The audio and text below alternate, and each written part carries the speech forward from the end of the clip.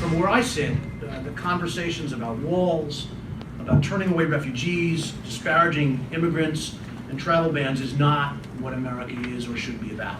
That's United States Attorney Paul Fishman, the top federal prosecutor for New Jersey, speaking on Tuesday at a forum about combating religious discrimination, and his words sound like a not-so-subtle rebuke of Republican frontrunner Donald Trump, who has called for a ban on Muslims entering the United States. So I sat down with Fishman at his office. Is this a pushback against Donald Trump? No, it's a recognition that the dialogue in the United States has always had within it more than murmurs from people who are prejudiced and are talking about particular groups in particular ways. The discussion Fishman had on Tuesday is the first of several that's planned by the Justice Department. They're talking about combating religious discrimination. It included representatives from the Muslim community, Jewish community, Indian American community, and the White House. They were there to talk about fighting bullying, harassment in the schools, and to talk about the new civil rights unit that Fishman is setting up inside his office. Now, a lot of the impetus behind what Fishman is doing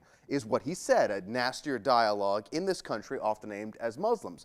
But Fishman's job is also to protect the homeland from terrorist plots, and I asked him about that. First of all, for 6 years I've been talking about civil rights and civil liberties and meeting with communities all across New Jersey. It's to make sure that those communities feel protected. But we're also spending an enormous amount of time, an enormous amount of resources doing everything we can to make sure that the community is safe. Fishman stressed it's about the federal laws that are on the books to protect people from discrimination by organizations. I care about what the community cares about. Does hearing that kind of rhetoric, though, that we've heard over the past few months, does it alarm you? It alarms me to the extent that I think a lot of the dialogue, a lot of that rhetoric is wrong.